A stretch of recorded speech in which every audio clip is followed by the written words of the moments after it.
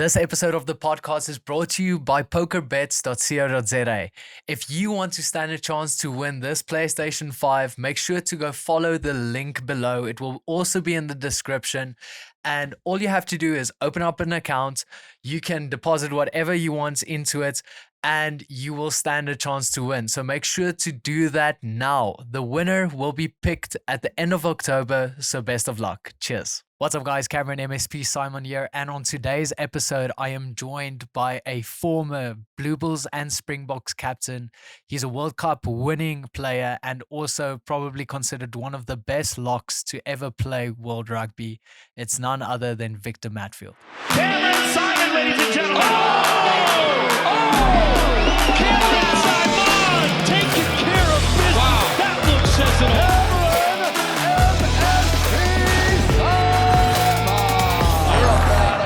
Thank you so much for joining us in studio. It's an absolute honor to have you here. And with everything happening now with the World Cup, it's awesome. Yeah, firstly, thank you for having me. I'm a big supporter of you and Rikus, of course. Thank you. I get up every morning when you fight over in Vegas. I think the best one was in December when you got up very early, like at 3 o'clock. Yeah. We started a braai supporting you guys. So it's a big honor for me to be here. Yeah, it's a good time. World Cup is on the go. We're getting into the big games now, the quarterfinals. So yeah, it's getting exciting. Yeah, it's great, and it's by the time this comes out, we lost to Ireland. We have Tonga coming up, and it's great because you're actually now traveling to France also to go watch it with the Betway team, right? Yeah, I'm on my way with the Betway boys, and I'll be working for Supersport as well. I think we're playing France. Yes. We'll know only after Tonga, but it's going to be a huge game. I mean, to play the host nations, they were the favorites going into this World Cup, I think, as well. To play them in the quarterfinal, the world champions versus the host nation is just going to be mad. I think if you think back to that Ireland game, just the crowd and the Irish coming in. Just now we're going to play France, so we're not just going to play against 23 guys on the field. We're going to play against 50,000 people in that crowd. And I was fortunate enough in 2007 to play World Cup final in that stadium, and it's just an amazing stadium. Yes. And I can't wait to get there again. I think it's going to be the first time after the World Cup final that I'll be there. Yeah, I think watching the Ireland South Africa game. My hands were sweating. Like it was such an intense environment, and I can only imagine the type of stress levels that an athlete goes through, especially with that. We've in fighting, you get that obviously, but it's like it's almost multiplied by 10 when it comes to rugby. And I think especially coming from South Africa, there's a lot of weight on your shoulders when you go into a game like that, isn't there? Yeah, and I think it's a little bit different. I think you're only dependent on yourself in that once you get into that octagon. Yes, you've got your coaches, you've got your supporting team around you, but once you get in there, it's just you. When you get to rugby, you need to depend on 14 other guys that's on the field. You need to make sure you do your little piece of the puzzle 100%. You must hope someone else's. And then, I think the special players, the players that really stand out, is those guys that make the guys around them play better. With communication, with just the right thing at the right time, with calling the right calls in a game. So it gets pretty intense. And the stress levels, I think about my wife actually says she can't believe it. I think we played in the World Cup final at 9 o'clock in the evening, and I think around about 2 hours fast asleep in my room sleeping. But she didn't know I stayed awake till about 4 in the morning. Then took a sleeping tablet so that I can sleep, because you don't want to be up at 9 in the morning. Then you have to stress for a whole day before you play at 9 in the evening. So I always plan my sleep so that I'm up about 6 to 7 hours before the game. Then I have something to eat, and then I try to maybe sleep another hour or two just to get that day, because that day before a game is just the longest thing you ever get. And you will know that. You just want to get to that game. I think once you run onto that field, once that first ball get kicked and you touch it, it's almost the nerves go away. Then it's almost like flow states. Yeah, you're just in that zone, doing what you know best. All those hours of training just kicks in, and You don't hear the crowd. You don't hear everything. You're just in that moment. Yeah, it is amazing because after I saw a quick video clip of a journalist that's Eben actually came to him after the Ireland game and told him if Ireland makes it through, we'll get them in the final. Yeah, You know? I think the squad is very confident in their own ability. Yeah. If you look at that Ireland game, I really thought we actually controlled that game. Yes, we missed out on a few kicks. There was a few opportunities where Jesse had a little offload. We probably just a little bit too hard. We didn't score. I mean, we dominated the set piece. We dominated the gain line. Unfortunately, just couldn't get that scoreboard pressure that everyone talks about. But I think the guys will still be very confident. I mean, the depth in our squad is just unbelievable. If you think we're going against Tonga this week, I thought they'll go with the same team. They went with a complete different team, but they've got the confidence in each other that they will perform. And I actually spoke to Dwayne Vermeulen last week because you went in that Ireland game, and I thought that's very weird. And I called him if he's all right, and he said no, he's fine. That's just the team they selected. And I said, "Are you all right?" And he was just one team, one mission. Yes, that's all they have. It's one team, one mission. Doesn't matter where you just bring your little bit. If it's being holding bags, being on the other side, showing the pictures that you'll see against Ireland or France or whatever, or the guy in the team starting, or the guy coming on for 20 minutes. I mean, in 2007, we had Bismarck du Plessis on the bench. He came on for John Smith for 2 minutes where John were off for blood. Yes. And he had a line out 5 meters from our own line. Yeah. And I mean, he had to hit me there. If he didn't hit me, they might have scored and might have lost the game. So it's 2 minutes, but it was so important. And I think that's what's nice with this team. Everyone knows their role and they open whatever it is they need to do for the whole team to be successful. They'll do that. And putting you a little bit on the spot, do you think South Africa will win the World Cup? I am very positive. Like I said, I'm with Betway. We've got a bet out there up to R1,000, up to the minute before the kickoff in the final. Yeah. If you put R1,000 on the box, and if they don't win, we'll pay that money back. But if they win, you can get the odds on top of that. Oh, wow. Okay. We're supporting them 100%. We believe they're going to win. Yeah. I know this is going to be tough. I mean, to beat France, I believe this is our toughest test. If we beat France in the quarterfinal, there's no way they'll stop us. That's amazing. That's great to hear. Just going away a little bit from the World Cup, just the type of structure. There's obviously in fighting, there's a lot of strategy. There's a lot of your coaches play a massive role in your preparation. And we get to see a lot of Rassi's type of creativity when it comes to his coaching role. And there's always been some controversy with, some bans that have not gone his way, stuff like that. How big of, because I've seen you in previous interviews also mention the impact Rassi has on any team he coaches. What role is he playing?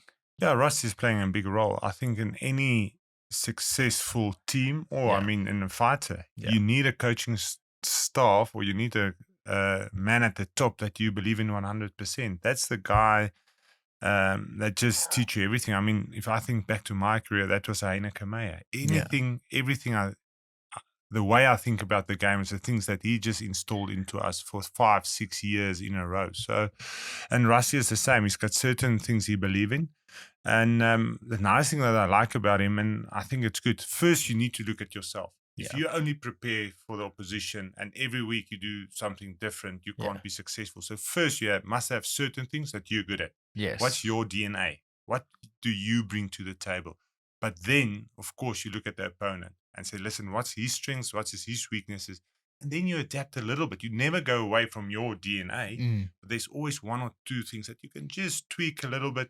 Let's say in rugby, we believe in gain line. We're not going to go deep. We're going to gain line.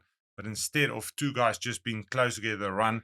Now I run, I can give a pass, and I can get a 1-on-1, and I can still dominate the gain line. But it's just a little adjustment that you make. So firstly, what Rassi and Jacques did really well, they brought back what is South African DNA. That's set piece, needs to be strong. We need to gain line, dominate gain line, and we need...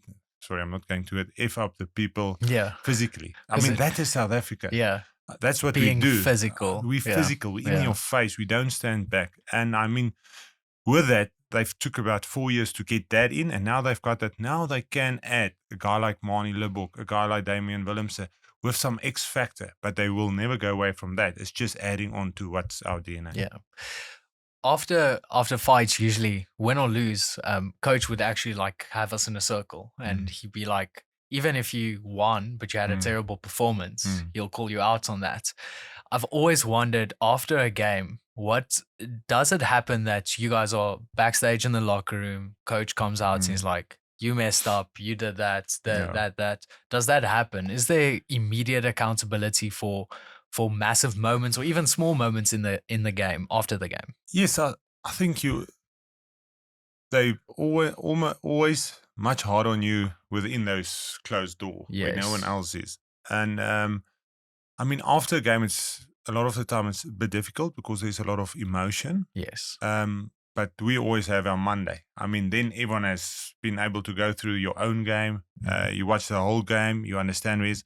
And normally Monday sessions are pretty tough, the video session. Then you go through the games and people get shown up if they didn't. Most of that is mostly effort. Yes, technically it's fine. You'll always want to improve. People say, listen, look at that. Why did you do that? If you look at the opponent, wouldn't this have been better wouldn't this have been a better option? But when it comes to effort, that's a big thing in rugby. Wow. Okay. You get shown up. And I mean, just in those four walls. And there as well, you don't always have to agree. That's where people say, listen, that wasn't right. And people can talk to each other and we can differ there. But then at the end of that session, the best coaches get everyone on the same page again. So yes, we disagree. We talk about it. We're hard to each other. And I mean, some of my best coaches, some of the hardest sessions was actually when you won. Yes. Because then you can be harder. Yes. Sometimes when you lose, I mean, like, let's take Ireland, South Africa. I actually think they had a good game. Yeah. Then probably you won't be that hard on people. You'll show them one or two, but you'll actually pick them and say, boys, come on. We weren't that bad. We're actually great. There's one or two tweaks that we need to do.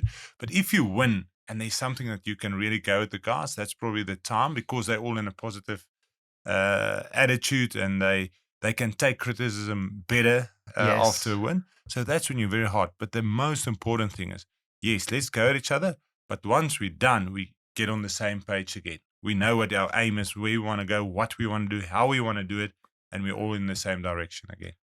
I can imagine just like injury, especially like with a game with Tonga. By the time this comes out, we've already played them, but injury prevention, especially in a World Cup where you have to manage your athletes very well. In fighting, you have to be able to, there's a very fine line between pushing the boundaries of where your body can go and pushing past breaking points before the fight even starts.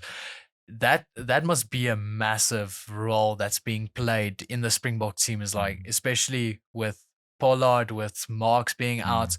How do the coaches decide how to manage those guys? Is it like a daily assessment of where these guys are? Because obviously after the games, you are back to training for that week before the next game starts. Yeah, and I think that's where rugby has changed. In the beginning, when I started, was you go out on a Saturday, you play. Monday is your hardest session. A lot of the time on Mondays, we had trials again. If I take it to Bulls, you had like different jerseys. You arrive there, different jerseys out. You go at each other again. Then they almost pick the side. Yeah. But later on in my career, it's about when you get to a game on a Saturday, the way you feel 10 or hour before that game is the most important thing. Okay. Are you fresh? Are you ready to go? Heineke always said, you just want to rub you on the inside and you have to be ready. Yes. Okay. That's how you want to feel. You don't want to arrive at a game where you're tired and how am I going to pick myself up? So it's almost from there, you have to work it back a week. How am I going to get the guy to get there? But I want him to be fit. I mean, if I go back at some of our tournaments that we've won, the first 5-6 weeks, we'll really work hard. So sometimes you don't really peak in those games, but it's not that important. But once you get to a semi-final, final, sometimes we only had 1 or 2 trainings the whole week. And it was really light, no contact, just going through, just getting everything ready so that you can be 100% ready for that big game on a Saturday. So, and the other thing is to manage the guys individual. I mean, you've got a 22-year-old guy and you might have a 38-year-old like Dwayne Vermeulen. He can't do the same as the 22-year-old anymore. He thinks he can, he'll probably will. Yes. And he wouldn't want to let the team down. But that's where a fitness coach come in and say, listen, I'm pulling this guy. He's not training. He knows everything he can do. He knows exactly. Dwayne, you're off. for the next 20 minutes. You're not part of this session coming up now. And I think that's where the game has grown to not just with a team, but individually to look after guys and to make sure that hour before the game, he's 100% ready for that game. Yeah. You mentioned the World Cup final in the French stadium. Would you say that is the highlight of your personal career? I think as a player, that will always be. Yeah. I've been fortunate. I had so many highlights. I mean, some of it with, and I talk a lot about the Bulls because you spend so much time, and it's not just your teammates, it's your family, and you're so close to it. So, I mean, each of those Super Rugby titles that we won Currie Cups as well, but those Super Rugby titles, the first one in Durban after the hooter. Everyone thought we lost, and we came back. Brian scored that try. That was, as a kid, I must also just tell you that was Brian Obano was like my hero, and we had that 20-second clip and watched it on repeat on like a box computer. It was amazing. It was so that was incredible. That was really one of the most special nights in my career. And then, I mean, we came to Loftus, we put on 63-5, I think, against the Chiefs, biggest winning margin in a final. So those two were very special. And then, I mean, the World Cup was really special. Beating the British and Irish Lions was very special. But the other one that stands out for me was the Bulls going to Soweto, beating the Stormers in Soweto. And again, it just shows you the attitude. Now, we as a young Bulls group got together 8 years before we won in Durban, and we said we want to be the best team in the world. So then we worked for 8 years to get there. And then we won a second Super Rugby title. And then we achieved what we set out. And then after that, we said, what's our next thing we want to achieve? And we said, we want to make a difference, especially in Pretoria, around us, where we close to people. And we tried that year, before that game, we went into everywhere where there was struggle. We tried to go there, make a difference, being involved in the community.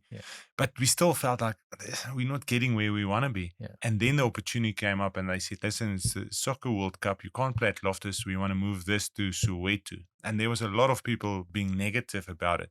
But us as players said, no, this is going to be amazing. Let's do it. We want to go do it. And I'm getting goosebumps just talking about it. I promise you that day we drove into Soweto with a bus before the game, and you saw all this Afrikaner, Stoede Afrikaner, Boere Oompies in the backyards of the locals in Soweto, braaiing with them. I mean, white, black, everyone braaiing together there. Our wives went to some of the local shebeens in Soweto.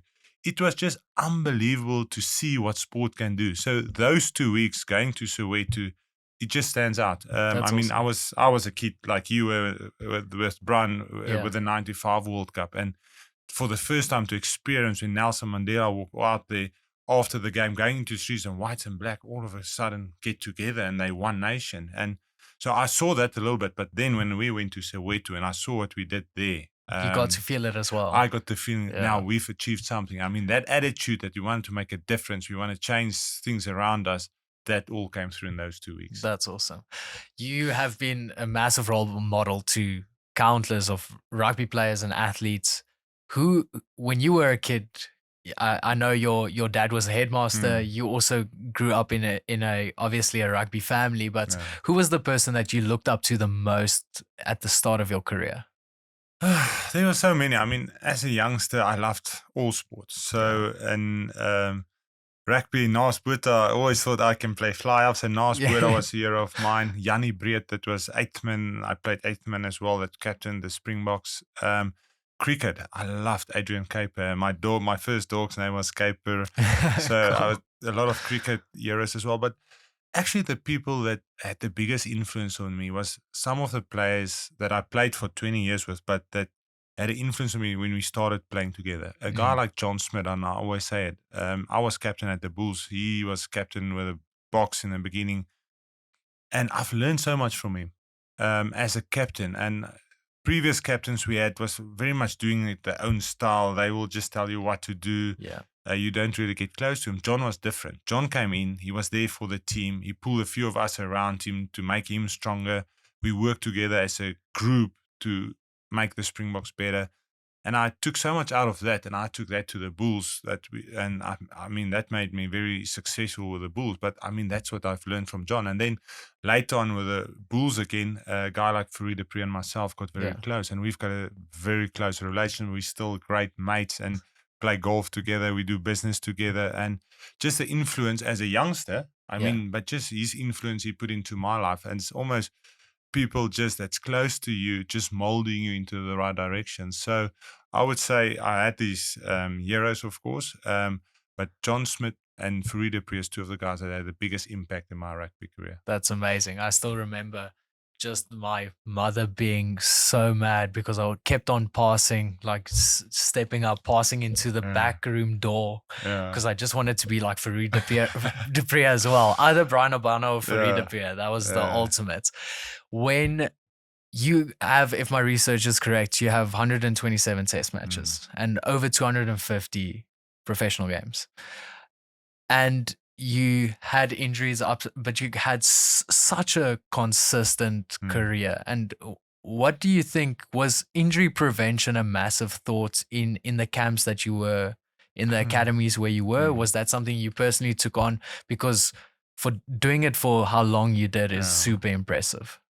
Yeah, I think firstly, you need to be blessed.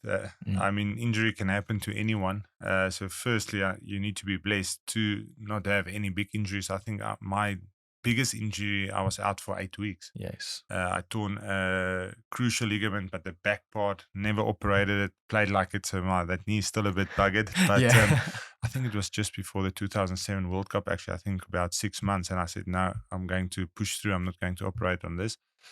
And and then it's looking after yourself. I was always the guy working the hardest. I mean, looking at your weight, not being overweight, not coming into a training camp being unfit, because that's normally when you get injured, when you have to push extra. I mean, you have to do extra sessions. Yes. That's when you get injured. But if you always maintain, and I always tell my daughter now, because she's an athlete as well, I hated it to get unfit. Yes. So even after a season, I'll probably take at most a week off, and then I'll start running again, because that was the best feeling when you get to the first training session after off season, running in front. All the guys are suffering at the back, struggling, and you're fine, and you're taking it easy because they're struggling. So that's awesome. Yeah, for me, it was always being in good shape, and then recovery, and just loving what you do. I think we talk a lot about it. I mean, you get players they're just always injured, and it's small things, and then they can't train or they can't play, and you think, how bad is it? I've had this, and you push through. I mean, I had Dwayne for so I had like AC ligaments, like you have, like, almost like Eben had now as well. And I've had it, and it's the worst injury you can get. And Dwayne Vermeulen got it, and the next week I just came back after my first retirement, and we played the All Blacks, and Heineke and the Springbok team couldn't beat the All Blacks for like 3 years. And we came back, we played the All Blacks at Ellis Park, and Dwayne, the week before, he did this. And I said to him, Dwayne, there's no chance you're going to play this weekend. Let's wait. Give me time till Friday. I said, Dwayne, just say you're not going, because I remember the Wednesday we got invited to a place. I said, no, have a few brandies, man. You're not going to play. And he said, okay, I'll have it, but I'm still going to play. And on that Friday, captain's run, he said, no, he's fine. I said, Dwayne, there's no chance. That next game, we beat the All Blacks. He was man of the match. And that's just the attitude of, I think, just the pain dremel that people can play with. And I think that a guy like Dwayne's much higher than mine. But I think there's a lot of the time on the Friday, we almost can't. And that's when you get close to a semi-final, final. But like in Super Rugby, I played every week, 18 minutes every week. We didn't have like you have a break this week. Some Friday mornings I would get up. I can't stand up straight, and I just have to walk to the physio just to almost straighten me up. But I mean, the next day you play and you're ready and you go. And then you poker faces and on. You poker face and you go. So that's also what you can take. But I mean, you have to be blessed, and I was very blessed in my career. Yeah, I think a massive thing is the out of, because rugby also has a season, so it's actually quite easy to get out of shape if there's not constantly something to work towards. But it's also, with fighting, you can fight in the 16th of December, you can fight, the first week in January. So you have to always be ready. But you see that a lot with fighters as well. It's like small management of injuries, and if you can stay consistent right through, it's one of those things. In other interviews I've seen that, you know, you've touched on the topic of going into a coaching role. And I think a massive thing for our coaches, for example, is they look at stuff like, see how a guy trains when he's injured, and then you'll see how he will do in his career. If he breaks a hand, is he doing footwork? If he hurt a leg, is he doing push-ups? Whatever the case may be. What are some of the things that you really looked at for your players, the guys that you were playing with? And then obviously if you go into that coaching role and you're looking to recruit these guys, what are the key points that you're looking at?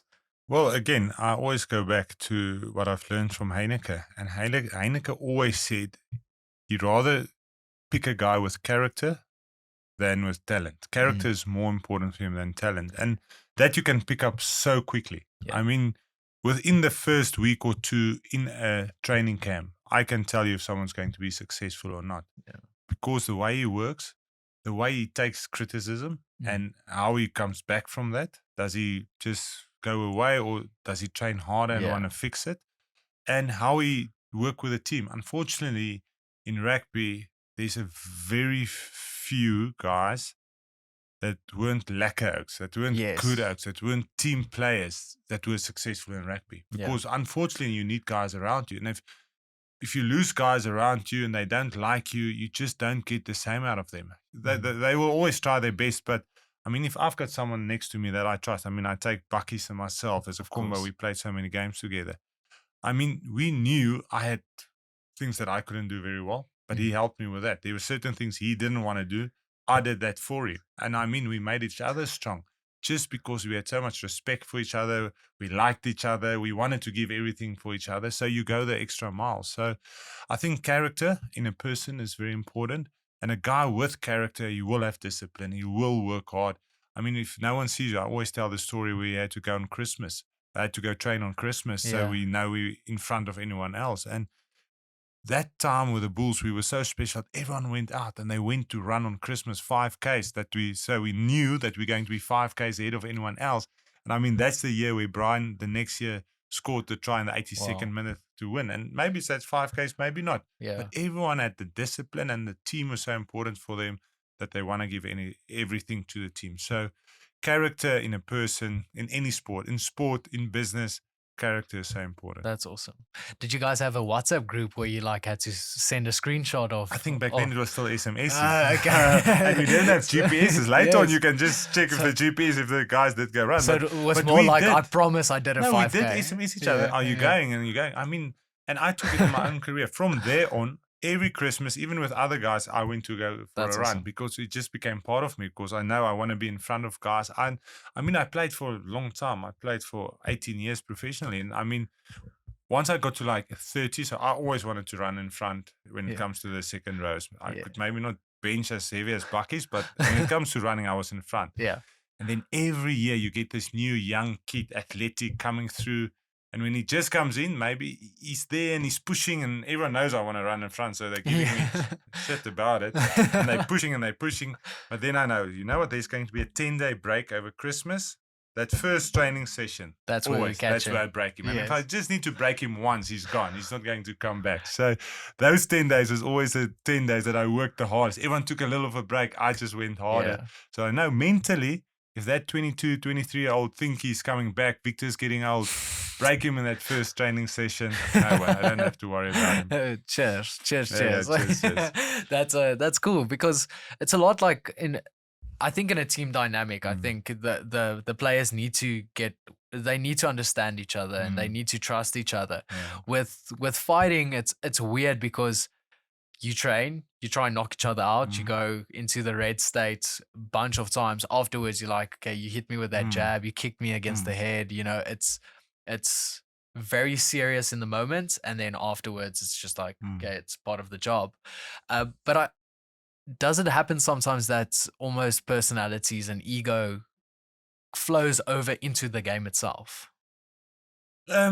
That's again what I just told you about certain guys. I mean, Yeah. we've been in, I mean, with the Bulls again, if I go back there, we had Buckies and myself there, and then we had the next best lock for about 10 years, Donnie or so on the other side.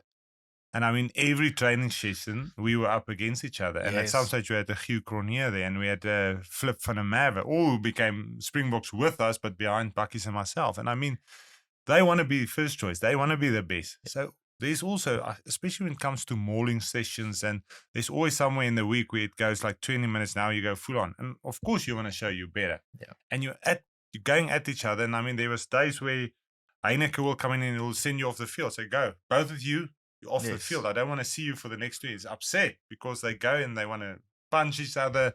But I mean, again, 2 hours after training, you together, we Yes. mates. Sorry that happened. But Yeah. I mean, and there's certain guys that gets upset and they don't want to change again. And those guys are the guys that don't make it. They don't get left become part behind. of, they get left behind. They Yeah. get pushed out of the circle of trust almost. Yeah.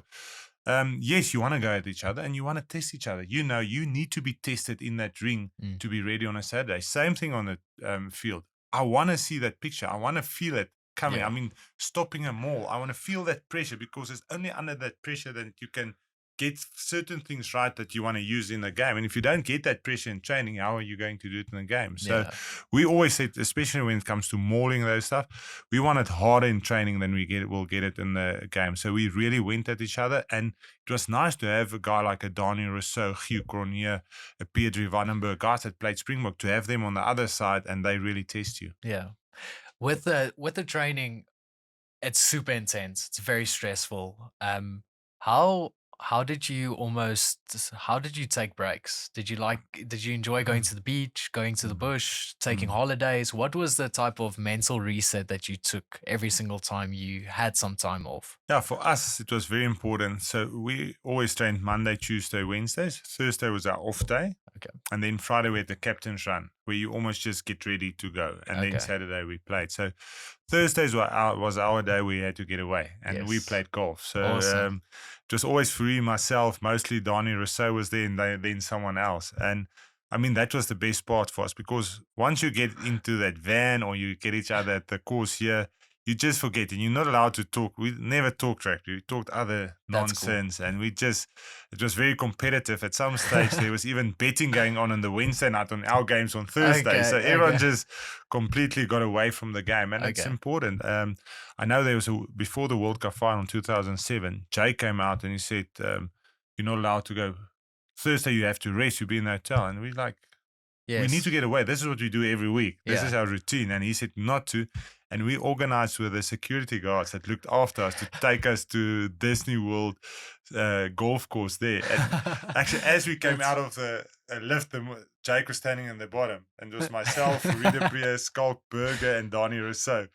And we just looked down because we had our golf kit in our backpacks. And we just walked past him and we got to this and we went to play golf because that's what we do. We need to get away. It's a mental reset. If you just lie there on a Thursday thinking about stressing, it takes energy. So for us, it was just getting away, go play golf. And it was lots of fun. We had a lot of other guys with the Bulls that loved to go hunting. So I worried a little bit, especially when I was captain, especially if Donnie didn't come play golf and he went hunting and Dean Greiling, because they normally had a few brandies as well. And we weren't very happy with that on a Wednesday night. We didn't want to see that. So, but I mean, you need to have that balance in your life of intense now, but now I need to get away. I need to not think about the game or the fight or whatever. I just need to, charge mentally. That's awesome. Oh, on the golf topic, I actually have a gift for you. So, I know you're a massive golf fan. So, if there's just a small package for you, if you want to open it, you're more than welcome to. It's actually just I know you are very close friends. That's for if that's for if the golf goes very badly. Then Nigeria Buffelsfontein.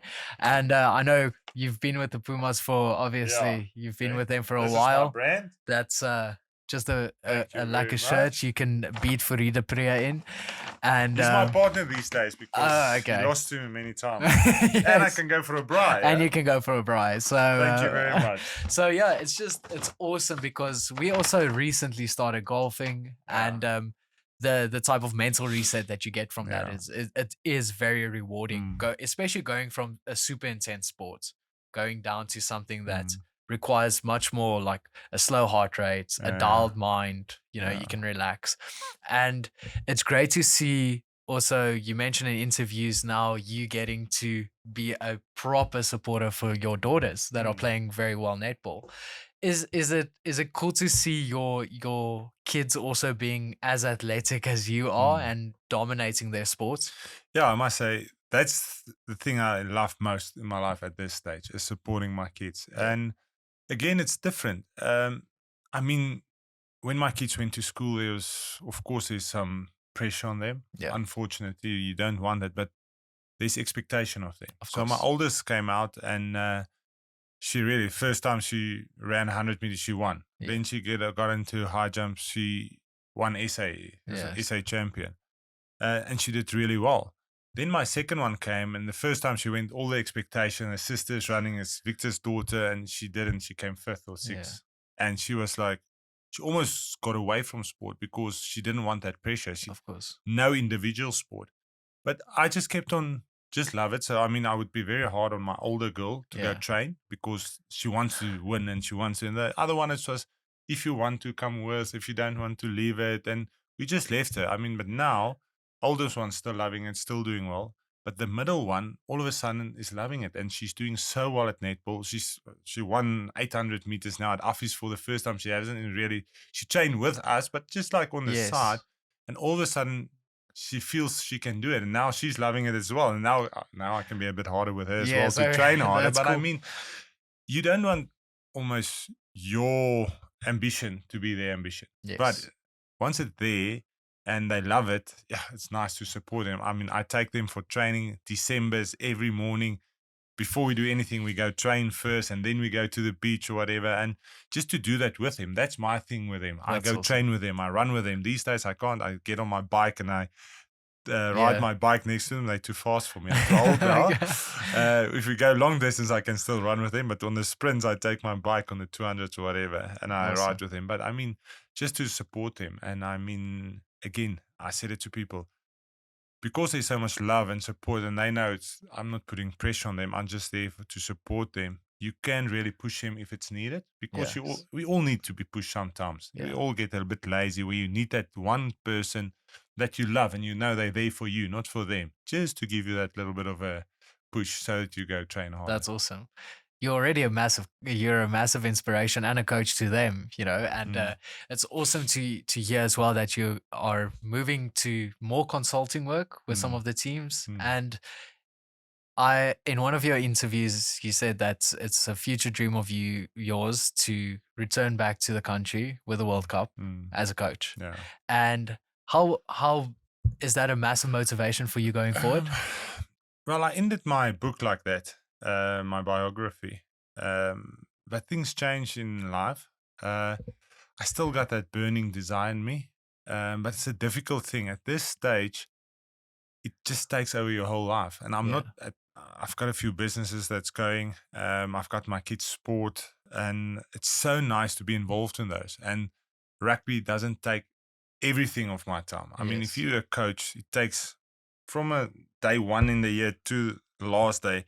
You get a program from them starting, this is the games. So there's not like my daughter's playing essays. If there's a game, I can't go. I can't be there. So at this stage, I'm enjoying what I'm doing. But I know there's one or two coaches out there, and hopefully one day they'll get that Springbok call up. And I know they'll call me to be part of it. So I think it's still there. So I'll just have to be patient. And it will. I believe it will come. And that's why I'm also doing this consultancy, because unfortunately you need to stay in the game. If you're not in the game, you fall behind. Yes, certain of those DNA that I was talking will never change. And there's certain things I'm very hard on. And I mean, like Rassie now, we see there's always in a rugby team, there's always 3-4 guys if you're lucky, sometimes just one or two that understands the game, that almost tell everyone else how and why.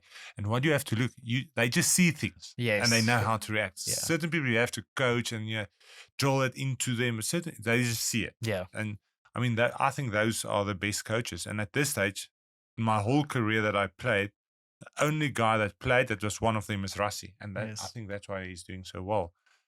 So I like to see myself as one of those guys. And I think that's why once you get there, and I've had an opportunity to just work with Portugal, and I mean, they way behind us. But just to share with them and all of a sudden explain to them why I did something and how, and do it against him. I mean, I'm 46, I haven't jumped in a line, and I can stand next to him and say, I'm going to throw to myself, you must contest. And they can't contest because they don't. I know if he looks here, I must do that. If he looks there, then I do this, and he can't contest it. And just to put that over to them, they couldn't believe it. And I said, it's not just about how you do yourself, but you must know why you're doing it and what to look in the opposition to do what you do so that it can work. And hopefully I can still get that chance to give back in South Africa. And let's see. Just putting you under pressure, just your favorite rugby player of all time. Do you have a number one? Working with, looking up to, maybe if there's someone. one guy, it's probably Fourie Pre. I've said it. Look, Bakkies is close second. Yes. I played with Bakkies for years, and I mean, if it wasn't for him, I probably wouldn't have played 100 test matches, maybe not even 50, because he made me who I was. But Fourie Pre, I think he was just outstanding, how he could read the game. I mean, he's one of those guys. I mean, the two of us sat for hours talking rugby. Yeah. Just even now, if we watch a game, and he doesn't like to talk rugby a lot, but when we're alone and we look at the game, we can just say, this is going to happen, that's going to happen. And I mean, he understands the game, and he was the best I played with.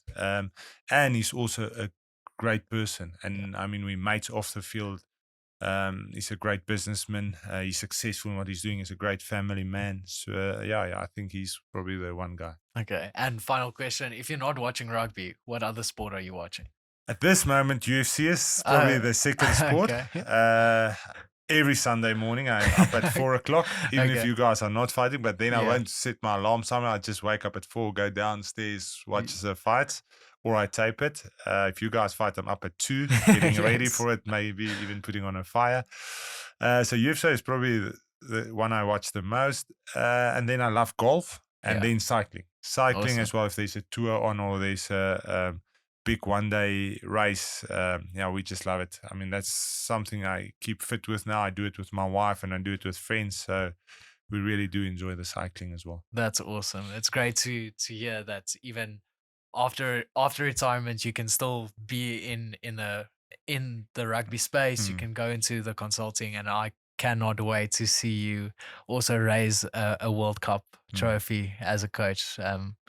No pressure, but I really look forward to seeing that as well. Great. But thank you so much for joining us in studio. Thank you for your time, and enjoy France. It's going to be a good one. Thank you, and really appreciate it. And we're following you. Thank you. And it's nice to see our South African boys coming through at the highest international stage. And I think, again, talking to Mornay before I came in here, just the work you guys put in, you will be successful. Yeah. Thank you so much. Thank you guys so much for watching. We hope you enjoyed this episode. Make sure to subscribe and go follow Uncle Victor Matfield here as well. Go follow him in the socials below. It will be all tagged. Thank you guys so much. Cheers.